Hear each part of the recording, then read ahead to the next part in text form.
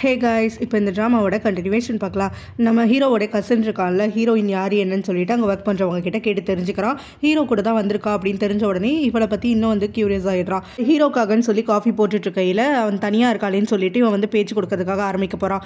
So தன்னைத்தானே வந்துட்டு ஹீரோவுடைய cousin சொல்லி அறிமுகப்படுத்திக்கிட்டு அவகிட்ட கொஞ்சம் நேரம் பேசிட்டு இருக்கான். இந்த மாதிரி எனக்கு கொஞ்சம் வியர்டாக இருக்குது. ஹீரோ இதுக்கு முன்னாடி எந்த பொண்ணோடையும் அதிகமாக பழகினதே கிடையாது, நீச்சாவை தவிர.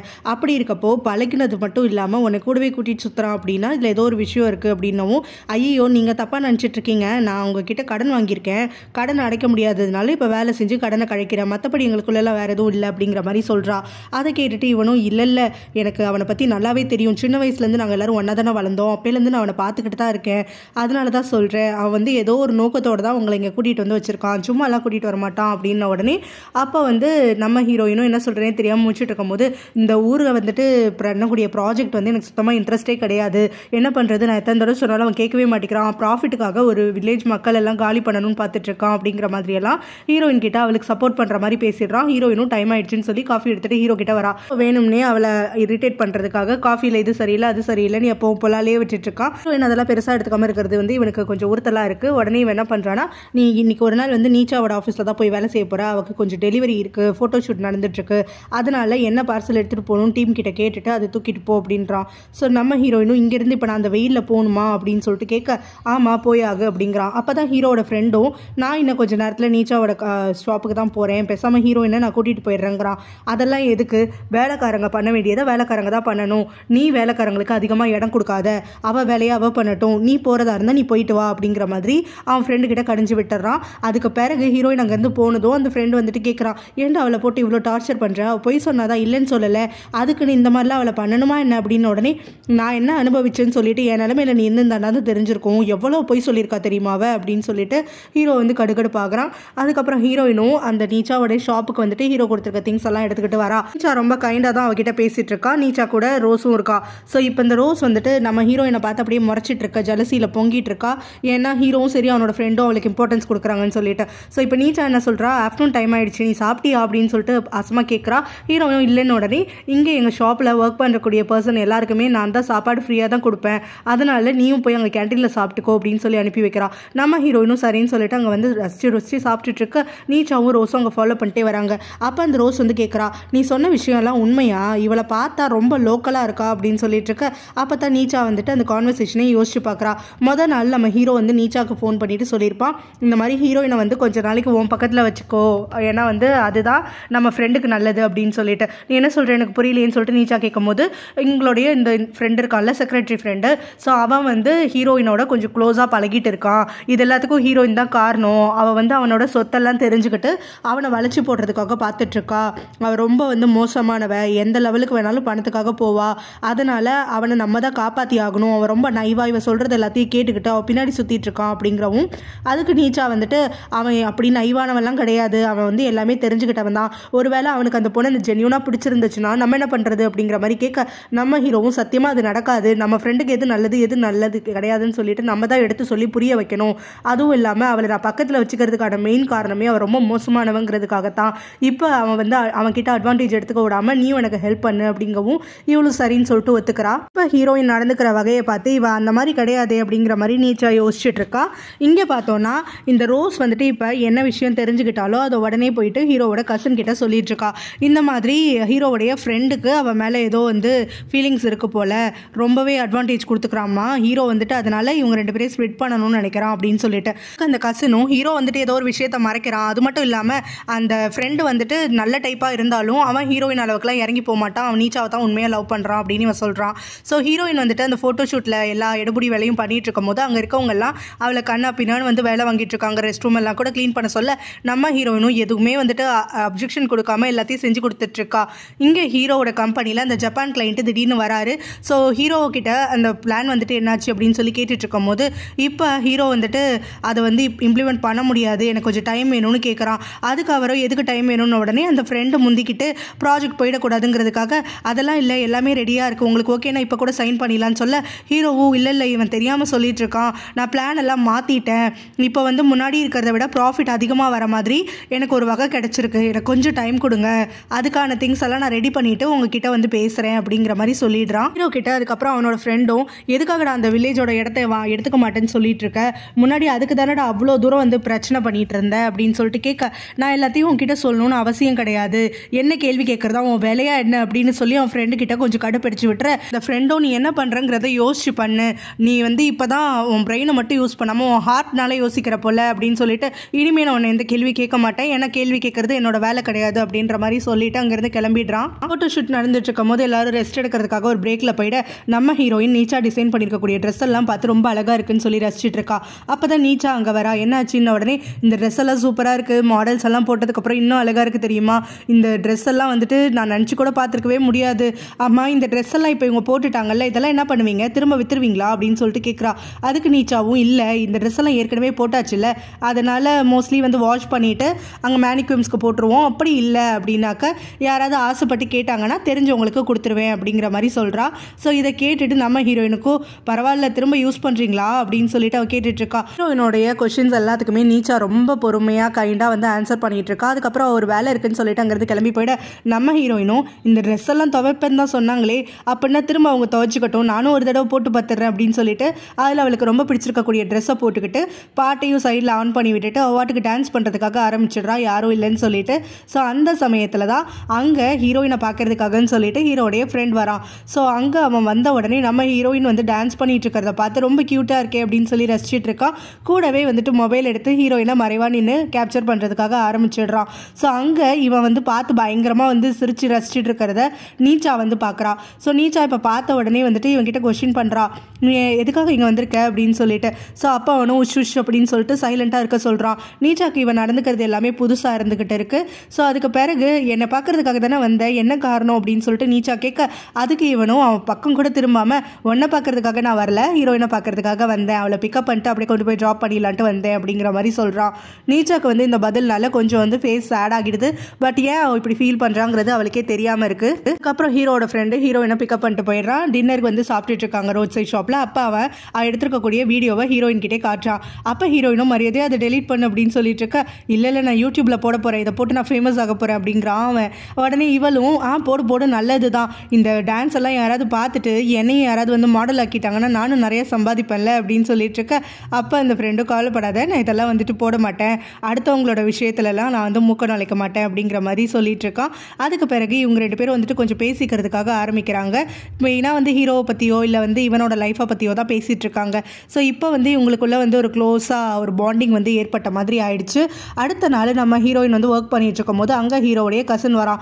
ஸோ அவன் என்ன பண்ணுறான்னா இப்போ இவளை கொஞ்சம் தூண்டி விடுறதுக்காக பார்க்குறான். ஹீரோ ரொம்ப மோசமானவன், க்ரூயலாக இருக்கான், ஒரு கிராமத்தில் இருக்க மக்கள் எல்லாம் விரட்டி விட பார்க்குறான், அது இதுன்னு சொல்லிட்டு பேசிகிட்டே இருக்க நம்ம ஹீரோயினும் அவன் பண்ணுறதெல்லாம் கரெக்டு தான், நாம தானே வந்துட்டு கடன் வாங்கிட்டு திருப்பி கொடுக்கல, நாங்கள் எல்லாரும் அக்ரிமெண்ட்டில் சொன்ன மாதிரி தானே அவன் பண்ணிகிட்ருக்கான், அவனுக்கு ஒரு சொல்லி ஒன்றும் ஆகாது அப்படிங்கிற மாதிரிலாம் பேசிகிட்டு இருக்கா. என்ன இவ இப்போ கூட வந்து இவனுக்கு சப்போர்ட் பண்ணிட்டு இருக்காளே அப்படின்னு சொல்லிட்டு அந்த கசன் வந்து கொஞ்சம் கோவப்பட்டு இருக்கான். அதுக்கு பிறகு வந்து அவன் என்ன சொல்கிறான்னா, இந்த மாதிரி உன்னோட வில்லேஜஸ்க்கு வந்து அந்த லேண்ட் வேணும், அவங்களும் எல்லாரும் அதே இடத்துல இருக்கணும் அப்படின்னாக்க அதுக்கு ஒரு வழி தான் இருக்குது அப்படின்னு சொல்கிறான். என்ன வழி சொல்லுங்க அப்படின்ன உடனே, எனக்கு நேரம் வரும்போது நான் அதை உனக்கு சொல்கிறேன் அப்படின்னு சொல்லலாம். அது மட்டும் இல்லாமல் நம்ம ஹீரோயின் இப்போ அவன்கிட்ட சொல்கிறா, உன்னையும் அப்புறம் அந்த ஹீரோடைய ஃப்ரெண்டும் தான் வந்துட்டு என்கிட்ட நல்லபடியாக நடந்துக்கிறீங்க, உங்கள் ரெண்டு பேரையும் நான் ரொம்ப நம்புகிறேன் அப்படின்னு சொல்லிட்டு. ஸோ இப்போ ஹீரோ நீச்சாவை சந்திக்கிறாங்க.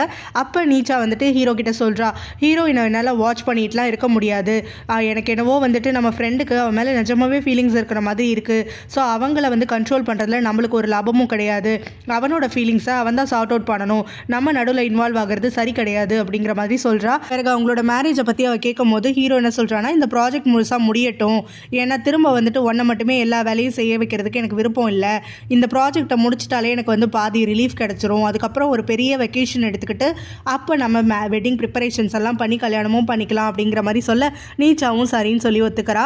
நானுமே அதான் யோசித்தேன், நீ ஃபுல்லாக ரெக்கவர் ஆகு, நம்ம எல்லாரும் இங்கே தானே இருக்க போகிறோம், நம்மளுக்குள்ளே எந்த ஒரு மாற்றமும் வராது இல்லையா, ஸோ பொறுமையாக கல்யாணம் பண்ணிக்கலாம் அப்படின்னு சொல்லிட்டு சொல்கிறா. அவனோட ஃப்ரெண்டு அப்போ தான் நடுவில் உள்ள வரான். வந்த உடனே ஹீரோ கிட்ட அவனோட மொபைலை கொடுத்து ஹீரோயின் டான்ஸ் பண்ணுறதை காட்டுறான். பாத்தியா, அதை பார்க்க எனக்கு எவ்வளோ சிரிப்பாக இருக்குது தெரியுமா, எவ்வளோ க்யூட்டாக இருக்கா, ஒரே ஒரு ட்ரெஸ் தான், ட்ரெஸ்ஸை மாற்றினதுக்கு ஆளே அவ்வளோ அழகாகிட்டா அப்படின்னு சொல்லிட்டு நம்ம ஹீரோயினுடைய அந்த வீடியோ வந்துட்டு இதோட 10 முறைக்கு மேலே பார்த்துட்டேன். ஒரு தடவை பார்க்கும் போதும் நான் வந்து அவ்வளோ சந்தோஷமாக இருக்கேன், இந்த லைஃப்பில் வந்து நான் இவ்வளோ சிரிச்சதே கிடையாது தெரியுமா, அவள் பண்ணுறது எல்லாமே க்யூட்டாக இருக்குது அப்படின்னு சொல்லிட்டு இருக்க. இதனால் ஹீரோவும் சரி நீச்சாவும் சரி பாசிட்டிவ் ஆகிடுறாங்க. உடனே நீச்சா வந்துட்டு கேட்க, கேட்குறா, உனக்கு அவளை நிஜமாவே பிடிச்சிருக்குல்ல, அப்போ டேட் பண்ண வேண்டியதானே அப்படின்னு சொல்லிட்டு. யாரை பற்றி கேட்குற, ஹீரோயினை அப்படின்னு சொல்லிட்டு அந்த ஃப்ரெண்டு கேட்க, ஆமாம் அவளை பற்றி தான். ஏன்னா வந்துட்டு நானும் ஹீரோவும் கல்யாணம் பண்ணிக்க போகிறோம், அப்புறம் நீ தனியாக இருந்தால் என்ன பண்ணுவேன், உன்னை பார்த்துக்கிறதுக்கு ஒரு ஆள் இருக்கிற மாதிரி இருக்கும்ல அப்படின்ன உடனே இவன் உடனே சரின்னு சொல்லிட்டு, நல்ல ஐடியா தான், ஹீரோயின் வந்துட்டு செம க்யூட்டாக இருக்கா, அவள் கூட இருந்தால் நான் நல்லா சிரிச்சுக்கிட்டே இருக்கேன், பேசாமல் நான் அவளை டேட் பண்ண ஆரம்பிச்சிட்டாலும் என் லைஃப் நல்லா செட்டில் ஆகிடும் அப்படிங்கிற மாதிரி சொல்லிட்டு இருக்க. கிளம்பி போன உடனே நம்ம ஹீரோ ரொம்ப கோவப்பட்டுட்டு ஹீரோயின் இருக்கக்கூடிய இடத்த தேடி போயிட்டு, என் ஃப்ரெண்டையே வளைச்சு போட பார்க்குறியா, அவங்ககிட்ட இருந்து மரியாதையாக விலகிரு அப்படிங்கிற மாதிரி சொல்ல, நான் ஒன்று உன் ஃப்ரெண்டை வளைச்சு போட பார்க்கல, தேவையில்லாமல் உன் கற்பனையெல்லாம் வந்து கட்டிட்டு இருக்காது அப்படிங்கிற மாதிரி ஹீரோயின் சொல்கிறா. உன்னை பற்றி எனக்கு நல்லா தெரியும், வந்து 2 நாளில் என் ஃப்ரெண்டை உனக்கு சப்போர்ட் பண்ணுற மாதிரி வச்சுட்டா, உன் பின்னாடி சுத்த வச்சுட்டல, அந்த அளவுக்கு வந்து மோசமானவ நீனு, பணத்துக்காக என்ன வேணாலும் செய்வேன் அப்படின்னு நம்ம ஹீரோனுக்கு கோவம் வருது. அப்படியே வச்சுக்கோ, உன் ஃப்ரெண்டு தான் என் பின்னாடி சுற்றுறானே தவிர நான் உன் பின்னாடி சுற்றலை, எப்படினாலும் சரி எனக்கு வெற்றி தான், நீ கேட்ட மாதிரி தான், எனக்கு இப்போ பணம் வரப்போதில்லை, எனக்கு அது போதும் அப்படிங்கிற மாதிரி ஹீரோவுக்கு பதில் கொடுக்கறதுக்காகன்னு சொல்லி கொஞ்சம் ரூடாக பேசிட, ஹீரோ வந்துட்டு இதுதான் சாக்குன்னு சொல்லிட்டு அவளை போட்டு இன்னும் கொஞ்சம் கத்துறதுக்காக ஆரம்பிக்கிறான். அப்போ அவளை கொஞ்சம் ஹார்ஷாக ஹேண்டில் பண்ணுறதுக்காகவும் ஆரம்பிக்கிறான். அவளை பிடிச்சி கீழே தள்ளி விட்டுட்டு, நீ இந்த மாதிரி புத்தியோடல என் ஃப்ரெண்டு கிட்ட வந்தேன்னா சத்தியமாக நான் சும்மா இருக்க மாட்டேன் அப்படிங்கிறா. அதுக்கு நம்ம ஹீரோயினும், நீ என்னெல்லாம் பண்ணணுமோ அது எல்லாத்தையும் பண்ணிட்டு அதுக்கப்புறமா வந்துட்டு என்னை விட்டுருவல்ல, அதுக்கு பிறகு நான் இந்த பக்கமே வரமாட்டேன் பாரு, நான் நிம்மதியாக இருப்பேன் அப்படின்னு சொல்ல, ஹீரோயினவோ நான் சத்தியமாக வந்துட்டு உன்னை அதுக்கு விட மாட்டேன், ஏன்னா அப்படி நான் நினச்சிருந்தா நீ எனக்கு பண்ணது எல்லாத்தையுமே இங்கே இருக்கக்கூடிய எல்லாருக்கிட்டையும் சொல்லி உன்னை அசிங்கப்படுத்திருப்பேனே அப்படின்ன உடனே, நீ என்ன உண்மையை சொல்கிறது, நானே உண்மையை சொல்லிக்கிறேன் அப்படின்னு சொல்லிட்டு, நான் ஏற்கனவே உன் கசன் கிட்ட அந்த ஊரில் நடந்தது எல்லாத்தையும் சொல்லிட்டேன் அப்படின்னு சொல்லிட்டு சொல்கிறா. நீ என்ன அறிவில்லாதவளா, எதுக்காக இந்த வேலையெல்லாம் பண்ணிட்டு திரியிற அப்படின்னு சொல்லிட்டு கோவமா அவளை பிடிச்சி தள்ளி விட்டு போயிட, அவளும் நம்ம ஹீரோ வந்துட்டு முன்னாடி இவகிட்ட எவ்வளோலாம் பாசமாக இருப்பான் அப்படின்னு சொல்லிட்டு அது எல்லாத்தையும் ரீகால் பண்ணி பார்த்துட்டு, ஆனால் இப்போ வந்துட்டு அவன் தான் கிடையாதே, அதனால அவனை நினச்சி நான் வந்துட்டு யோசிக்கக்கூடாது அப்படின்னு சொல்லி தன்னை தானே மாற்றிக்கிறா. வீட்டுக்கு வந்ததுக்கப்புறமா அவங்க அம்மா தம்பி எல்லாம் வந்து அவளுக்கு ரொம்ப ப்ரெஷர் போட்டுட்ருக்காங்க, அவளுடைய ஹோம் டூர் வந்துட்டு காட்ட சொல்லி. ஸோ இதனால் நம்ம ஹீரோயினும் ரொம்ப நாள் மழுப்பிக்கிட்டே இருப்பா. இப்போ ஹீரோ வீட்டில் இல்லைங்கிறதுக்காக அவங்களுக்கு ஃபோன் பண்ணிவிட்டு நான் ஹோன் வாழ்கிறேன் அப்படி இப்படின்னு சொல்லிட்டு பயங்கரமாக ஹீரோட ரூமு ஹீரோட வீடுன்னு எல்லாத்தையும் சுற்றி காட்டிகிட்டு இருக்கும் போது அவங்க ரொம்பவே இம்ப்ரெஸ் ஆகி சந்தோஷப்படுறாங்க. இவன் இந்த மாதிரி பண்ணுறது எல்லாத்தையுமே பட்லர் அங்கிள் கவனிக்கிறாரு. ஸோ அவர் வந்து இந்த காலை வச்சதுக்கப்புறமா போய் கேட்குறாரு, எதுக்காக இப்படி போய் சொல்கிற, ஒரு ஹவுஸ் கீப்பராக தானே இருந்துட்டுருக்க, அந்த உண்மையை அவங்ககிட்ட சொல்ல வேண்டியதானே அப்படின்னு சொன்ன உடனே அவங்க இது மாதிரி சொல்லாமல் இருந்தால் தான் சந்தோஷமாக இருப்பாங்க அப்படிங்கிறா. ஸோ இப்போ அவங்க மாதம் மாதம் பணம் அனுப்ப சொல்லும் போது நீ என்ன பண்ணுவேன்னு உடனே, பணமா, நான் பணம் அனுப்ப மாட்டேன்னு அவங்களுக்கே தெரியுமே அப்படின்ன உடனே, பணத்துக்காக தானே எல்லாரும் வேலைக்கு செய்வாங்க, நீ என்ன இப்படி பேசிகிட்டு இருக்க அப்படின்ன உடனே, ஹீரோ உங்கள்கிட்ட என்னை பற்றி எதுவுமே சொல்லலையா அப்படின்னு சொல்லிட்டு கேட்குறா. உன்னை ஊரில் சந்தித்தேன், பார்க்குறதுக்கு வந்துட்டு நல்ல பொண்ணாக தெரிஞ்ச, நிறைய வேலைலாம் செய்வேன், எவ்வளோ வேலை கொடுத்தாலும் வந்துட்டு செய்ய மாட்டேன்னு சொல்லாமல் செய்வேன்னு சொல்லி தான் இங்கே கூட்டிகிட்டு வந்திருக்கதா சொன்னான் அப்படின்ன உடனே, ஐயோ அங்கிள் அவங்கள்ட்ட போய் சொல்லியிருக்கான், அதெல்லாம் எதுவுமே கிடையாது, நான் வந்து ஒரு தப்பான வேலை செஞ்சுட்டேன், அவனை கொஞ்சம் ஏமாற்றிட்டேன், அதனால் என்னை வந்து பழி வாங்குறதுக்காகத்தான் இந்த வீட்டில் கூட்டிகிட்டு வந்து வச்சுருக்கான், ஆனால் இந்த மாதிரி ஏன் உங்கள்கிட்ட சொல்லலைன்னு எனக்கு தெரியலையுமே, அவனோட ஃப்ரெண்டுக்கு மட்டும்தான் உண்மை சொல்லியிருக்கான் போல் அப்படின்னு சொல்லிட்டு அவளும் சொல்லிட்டு இருக்க. இதில் என்ன இருக்குது அப்படின்னு சொல்லி அந்த அங்கிளும் அவள் தலையில் கொட்டு வச்சுட்டு, அவன் உன்னுடைய ரெப்புடேஷன் கெட்டு போயிடக்கூடாதுங்கிறதுக்காகத்தான் யார்கிட்டையும் உண்மையை சொல்லாமல் இருக்கான் அப்படின்னு உடனே, அவன் அவ்வளோலாம் நல்லது கிடையாது அப்படின்னு சொல்லிட்டு நம்ம ஹீரோயின் யோசிச்சுட்டு இருக்கா. ஹீரோவும் இந்த பக்கமாக ரூமில் உட்காந்து தனியாக வந்துட்டு மெமரிஸ் எல்லாம் ரீகால் பண்ணிட்டு இருக்கான். அதாவது ஹீரோயினோட ஊரில் அவன் எப்படியெல்லாம் ஹீரோயின் பின்னாடி சுற்றினா, எப்படி எல்லாம் 2 பேரும் வந்து அடிச்சுக்கிட்டாங்க, ஃப்ளர்ட் பண்ணிக்கிட்டாங்கன்னு சொல்லிட்டு எல்லாத்தையும் ரீகால் பண்ணி தனக்கு தானே சிரிச்சுக்கிட்டு இருக்கான். ஸோ அப்போ தான் வந்து அவனுக்கு மைண்டுக்குள்ளே இந்த ஒரு விஷயமும் வருது, அதாவது ஹீரோயின் வந்து தன்னை போய் சொல்லி ஏமாத்திட்டான்னு சொல்லிட்டு. ஸோ அதனால் திரும்ப கடுப்பாக்கிட்டு, எந்த ஜென்மத்திலையும் உன்னை நான் மன்னிக்கவே மாட்டேன், உன்னை வச்சு செய்கிறேன் பாரு அப்படிங்கிற மாதிரி தனக்கு தானே சொல்லிட்டு இருக்கான். ஏன் இப்போ ஹீரோவோட கசன் கிட்ட எல்லா உண்மையும் சொல்லிட்டேன் அப்படின்னு சொல்கிறான் இல்லையா. ஸோ இங்கே வந்து அவன் இப்போ ரோஸ் கிட்ட உட்காந்து பிளான் போட்டுட்ருக்கான். அதாவது ஹீரோவை வந்து அவள் பயங்கரமாக ஏமாத்திருக்கா, இந்த மாதிரிலாம் வந்து அவன் மெமரி இல்லாத விஷயத்தை வச்சு அவங்க ஊரில் நிறையா அவனை வேலை வாங்கியிருக்கா, அதுக்கு தான் அவன் இப்போ பழி வாங்குறதுக்காக கூட்டிகிட்டு வந்திருக்கான் போல் அப்படின்னு சொல்லிட்டு எல்லாத்தையும் சொல்கிறான். இதெல்லாம் உனக்கு எப்படி தெரியும், என்னால் நம்பவே முடியலையே, ஹீரோவை பார்த்தாலே அத்தனை பேரும் நடுங்குவாங்க, இவன் என்னன்னா இவ்வளோ எக்ஸ்டென்ட்டுக்கு போயிருக்கா, அப்போ கண்டிப்பாக ஃப்யூச்சர் அவ்வளோதான் அப்படிங்கிற மாதிரி சொல்லிட்டு இருக்கும் போது தான் அந்த கசன் வந்து சொல்கிறான், இப்போ இதில் தான் நம்மளுக்கு வந்து ஒரு நல்லது நடக்க போகுது, அங்கே நடந்தது என்னன்னே நம்மளுக்கு தெரியாமல் இருந்துச்சு, இப்போ இவன் மூலமாக நம்ம தெரிஞ்சுக்கிட்டோம், இதை யூஸ் பண்ணி தான் ஹீரோவை வந்து நம்ம வந்து கீழே கொண்டு வரணும் அப்படிங்கிற மாதிரி சொல்ல. அதுக்கு அவள் வந்து என்ன பண்ணுறான்னா, இந்த மாதிரி ரோஸை விட்டு நீச்சா கிட்டே இந்த விஷயத்தெல்லாம் சொல்கிறான், ஏன்னா நீச்சாக்கு தெரியாதுன்னு சொல்லிட்டு. இப்போ நீச்சா வந்து ஹீரோயினை பற்றி இங்கே எல்லாத்தையும் சொல்லிட்டு நீச்சா கிட்ட வந்து கொஷின் பண்ணுறா. ஹீரோ வந்துட்டு இந்த மாதிரிலாம் யாராவது ஏமாத்திரா சும்மா இருக்க மாட்டானே, ஆனால் அவன் இவ்வளோ தூரம் இந்த பொண்ணுக்கு வந்து ஃப்ரீடம் கொடுத்துருக்கான், கூடவே கூட்டிகிட்டு வந்து வேலைக்கு வச்சிருக்கானா அதுக்கு என்ன காரணமாக இருக்கும்? உடனே போலீஸ்கிட்ட பிடிச்சி கொடுக்க வேண்டியதானே? அட்லீஸ்ட் அவன் தான் பண்ணலை, நீயாவது பண்ணலாம்ல அப்படின்னு சொல்லிட்டு கேட்கும்போது என்ன சொல்கிறேன், இந்த விஷயமே நீ சொல்லி தான் எனக்கு தெரியுது. இதுக்கும் மேலே இந்த விஷயத்தில் நான் எப்படி இன்வால்வ் ஆகிறது? என்னதான் தப்பு பண்ணியிருந்தாலும் அவனோட உயிரை காப்பாற்றினது, அவனை கூட வச்சு நல்லா பார்த்துக்கிட்டதுன்னு எல்லா வேலையுமே அவளும் அந்த கிராம மக்களும் தானே பண்ணியிருக்காங்க. அதனால் கூட ஹீரோ வந்துட்டு அவங்களுக்கு கொஞ்சம் ஸ்பேஸ் கொடுக்கணும்னு நினச்சிருந்துருக்கலாம். அப்படிலாம் ஹீரோயினுக்காக நீச்சா வந்து சப்போர்ட் பண்ணிட்டு இருக்கா. பிறகு ஹீரோவுடைய ஃப்ரெண்டு அங்கே நீச்சாவோட கடைக்கு வரும்போது இந்த ரோஸ் போயிட்டு அவனை கிண்டல் பண்ணுறா. ஹீரோயினுக்காக ட்ரெஸ் வாங்க வந்தியா அப்படின்னு சொல்லிட்டு, நான் இதுக்கு அவளுக்கு வாங்கணும் அப்படின்னு சொல்லிட்டு இருக்கும்போது, இந்த மாதிரி கம்பெனியில் எல்லாருமே உங்களை தானே டீஸ் பண்ணிட்டு இருக்காங்க, இப்போ அவளுக்கு நீ வாங்கி கொடுக்கறதுல என்ன ஆக போகுது அப்படிங்கிற மாதிரி சொல்கிறா. ஸோ அப்போ அந்த ஃப்ரெண்டு என்ன சொல்கிறேனே தெரியாமல் முடிச்சுட்டு இருக்கும் போது தான் நீச்சா கரெக்டாக இவங்க பேச்சு கேட்டுட்டு வரா. எதுக்காக அவனை கிண்டல் பண்ணிட்டு இருக்க, அவனுக்கு ஜென்யூனாக ஃபீலிங்ஸ் இருக்கு போல அந்த பொண்ணு மேலே, இனிமேல் கிண்டல் பண்ணாத அப்படிங்கிற மாதிரி சொல்கிறா. ஸோ அதெல்லாத்தையும் கேட்டுட்டு இவனுக்கு கொஞ்சம் கடுப்பாகுது. உடனே வந்துட்டு நீச்சாவும் இவளுக்காக ட்ரெஸ் வாங்க வந்தியா அப்படின்னு சொல்லிட்டு கேட்க, ஆமாம் அவளுக்காக தான் வாங்க வந்தேன், எனக்கு அந்த ஐடியா முன்னாடி கிடையாது, ஆனால் இங்கே வந்து பார்த்ததுக்கப்புறம் ட்ரெஸ்ஸஸ் எல்லாம் ரொம்ப பிடிச்சிருக்கு, பேசாமல் நான் செலக்ட் பண்ணுறது எல்லாத்தையுமே பேக் பண்ணி என்கிட்ட கையோட கொடுத்துருங்க, நான் அவகிட்ட கொடுத்துட்றேன் அப்படின்னு சொல்லிட்டு கொஞ்சம் ட்ரெஸ்ஸஸ் பர்ச்சேஸ் பண்ணிட்டு நம்ம ஹீரோயினை அப்படியே ஆஃபீஸில் தேடி கண்டுபிடிச்சி வந்து கொடுக்குறான்.